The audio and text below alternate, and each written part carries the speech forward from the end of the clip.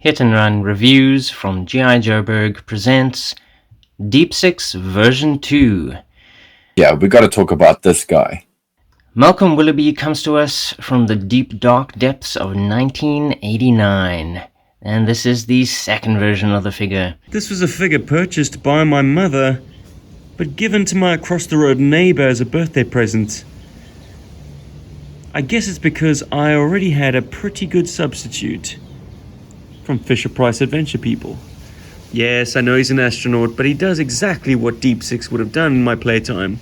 And I already had him, courtesy of an older brother. But what a terrific update if you think about it. I mean, this was a dud in 1984.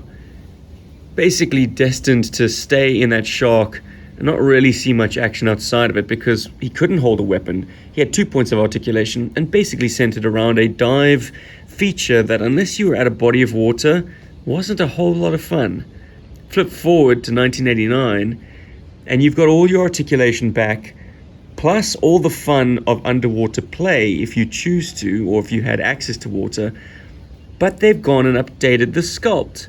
Much softer 1984 head sculpting versus what is actually a pretty outstanding head sculpt. Not only do they use the, I suppose, better sculpting technology of the day, but because it's more detailed, they seem to have aged him up.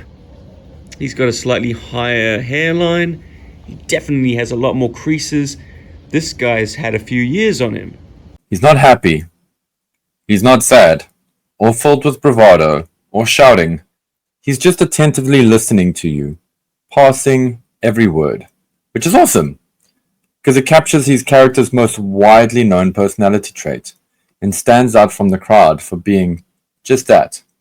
I'm a doctor, Jim. You know, he's just got that look. The stare of a redhead. He's looking straight at you. Just something about him. It's cool. He could almost be a villain. Except, it's always behind a helmet, which is a pity. When you think deep divers, this is probably the image that you see in your head. Well, I suppose depending on when you thought about it or saw images of deep divers. Absolute fantastic reproduction of what, I suppose, I don't know, whatever these kind of divers are called. The powder blue and green is always going to be a bit anachronistic to me. Like military and commercial divers that have these deep dive suits do have all these greeblies and technical aspects, the weighted boots, the bolts, the really detailed gloves, the ribbing, the dive computer, all of that stuff. But it's not in this powder blue and green, which is very much like turn of the century, deep sea diving, adventure novels for boys, that sort of thing. It's one of the wildest normal designs ever. The suit itself is the polar opposite to Deep Six's version 1, in that it has real-world precedence, but then it's wild with the color choices. And the craziest color, being the searing bright orange, is probably the thing that brings it back to being grounded. Or rather, it floats. Any other colorway on this guy would just look wrong. Wrong. Wrong. Overall, great detailing. Wonderful use of different colors. if you compare him to his card art, you are going to notice that there are missing paint apps. There's this wicked cool green and blue alternating stripe design on the pants. That's absent there, but they filled in a little bit with these, I suppose, paddings on his shins. And the neon and the knife sheath. That's very handsome. The one I missed the most, however, is this sort of armored girdle, which should also be green. But because it's the same base plastic color as the blue, it's not been painted and left alone. If you don't know about it, you don't miss it. But as soon as you do compare it to the card art, you kind of do. I have to be honest here and say that this is not the GI Joe version of Deep Six. This is the Fun School version. So I own the Fun School version of Deep Six version 2. And I gotta say, it is a very good reproduction. Perhaps the colors are a little bit brighter in some places. But overall, a really good reproduction of the original Deep Six. The design of Deep Six does crazy things to my brain. It manages to detach itself so much from GI Joe that I'm almost always thrust into some Jules Vernean style undersea adventure or some Lovecraftian horror under the seas. It just has that look, and I always have trouble sort of tying this into GI Joe or into military. And it's weird because it totally should, right? I mean, this is very much a Navy diving suit from the 60s and 70s and before that and a little bit after that. Anyway, his accessories are appropriate for what he is. He's a diver. His backpack is wonderful. Lots of little greebly details going on in there. All the different air tanks and I suppose filtration systems. Even has a molded knife at the bottom here in case his gun isn't good enough for whatever he's going up against. The weapon is okay. I'm not that enamored with it. I think maybe if it was more than just a spear gun, it would make more sense. Maybe if it fired some kind of projectiles underwater or a laser gun, it would certainly warrant having that rather large scope. Though how are you going to put your eye to the eyepiece when you've got that kind of mask on? I'm not sure. I mean, the mechanics of it, you shouldn't really think about it too much.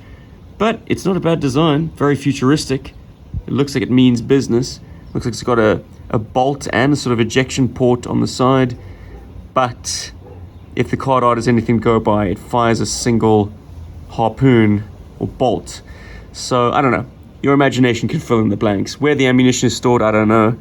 Maybe a pistol grip if you made it not a harpoon gun. Or maybe in the buttstock. Maybe you've got like rounds stored in there. Or maybe it is a laser. Yeah, make it a laser. So Deep Six 1984 came with the Shark. Deep Six 1989 is single-carded and comes with no vehicle, but if you wanted to pair him up with a sub, look no further than the Nightshade. Even brings in that same hot orange, and it's quite a handsome pairing. I mean, Night Force didn't really have a diver, so Deep Six is your man.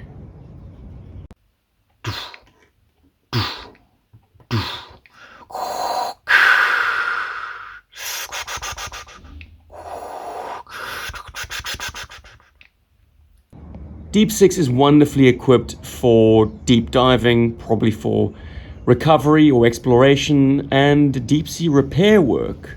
But in an actual fight, his opposition would be the Hydro Viper, and the Hydro Viper would absolutely annihilate this guy.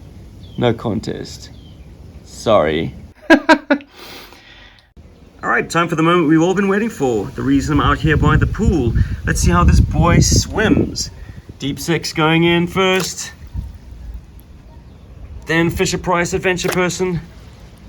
And now you, 1989's answer to Deep Six version 1. And yes, thankfully, there's a nice bubble of air trapped in that helmet. So he is bobbing along on the surface of the water.